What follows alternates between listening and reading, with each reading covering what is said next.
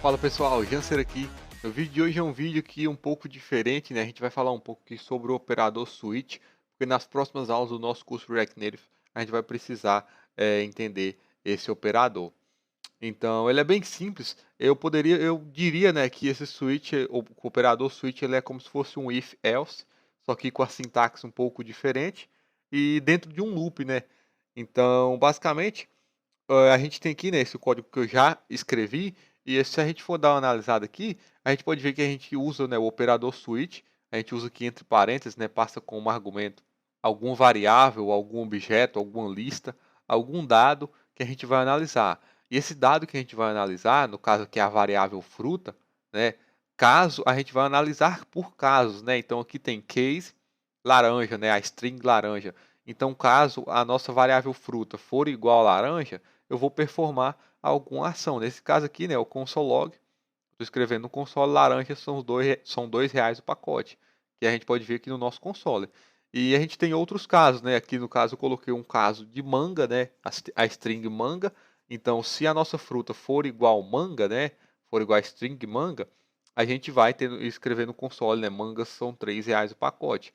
E a gente usa também aqui o break, que esse break é para ele parar o loop. Então a gente pode imaginar em um caso aí que a gente tem um operador, a gente usa o operador switch, né, e tem aí, por exemplo, uns 10, 20, 100 casos diferentes que a gente analisa. Se a gente não usar o break, ele vai analisar todos esses casos, né? Ele não vai executar, mas ele vai analisar se a nossa variável vai ser igual, né, a algum caso. Então quando a gente usa o break, ele para instantaneamente. E a gente tem também, né, aqui embaixo um default, né, que é um caso default, um caso padrão, que é caso nenhuma dos casos forem satisfeitos, né? Eu estou usando bastante a palavra caso, mas acho que deu para entender, que é se nenhum caso for satisfeito, a gente vai executar aqui o default, que eu escrever no console, né? Desculpe, não temos esse produto registrado.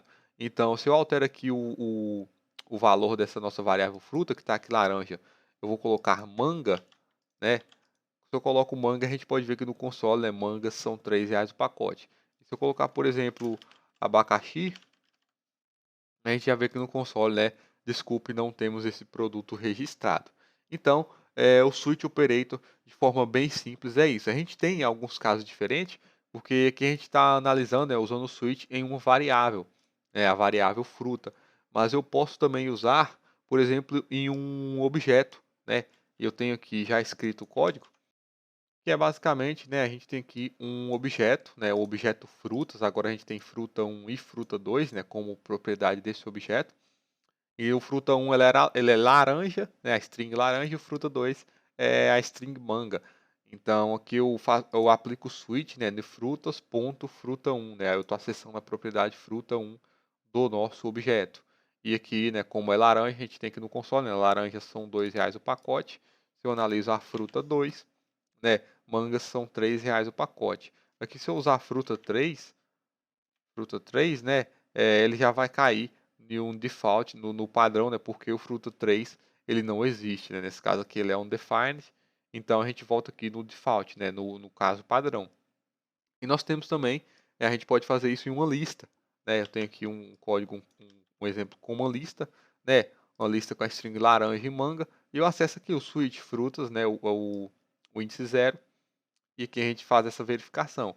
E a gente pode, né, estar aplicando isso aí em algum if, em algum loop, criar um loop para, por exemplo, analisar vários dados em uma string, ou em uma string não, em uma lista ou em um objeto, mas isso aí vai depender muito da aplicação, né, já é um caso mais específico. Eu aqui quero trazer somente a ideia.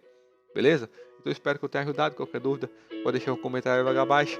E é isso aí, muito obrigado e até a próxima.